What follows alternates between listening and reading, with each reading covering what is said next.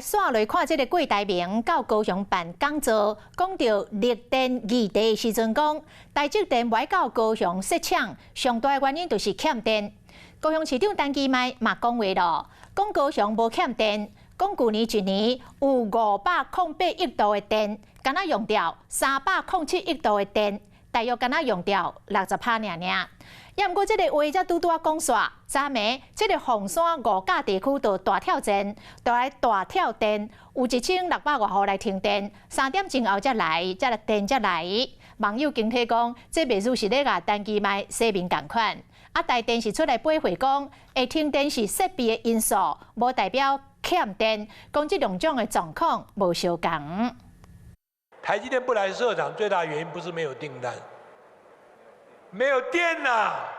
高雄这么重要的工业基地，竟然要考虑到没有电。高雄不缺电，去年1年就有508亿度的电，只用了307亿度的电。鸿海创办人郭台铭来到高雄，在台湾领袖讲座内底讲到欠电的问题。市长陈其迈继当天就来驳回，讲高雄无欠电。严过2号暗时6点多，凤山5甲迄搭位啊煞熊熊来停电。大跳电啊，就规日拢无电啊，无电就大家足热的啊。公山南街甲宝泰路有袂少的店家，当时当咧做生意的洗头门店，人客甲头家娘拢真无奈。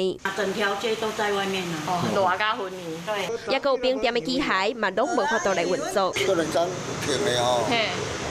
就无法咧运营啊。无车红灯，警察阁出来指挥交通，民众从这个画面翕落来，也有当初时差不多要客满的餐厅，人客拢走对外口来吹风，高温又阁停电，大家拢真艰苦。很热啊，非常热啊，这个时候。台电表示，这边事故是因为变压器套管插头来故障，总共有1607户受到影响。大概3点钟了后，全部复电。严格伫咧顶个月23号，伫咧左营嘛停电，有500外户受到影响。10天内高雄2摆停电，即摆准备要到热人用电的高峰期，未少人伫咧烦恼电是毋是有够用。根据台电官方网站的资料，伫咧5月初3这天，估计全台湾相关的用电上官方的使用率大概是83%，和上大供电能力来比，电量也有够用。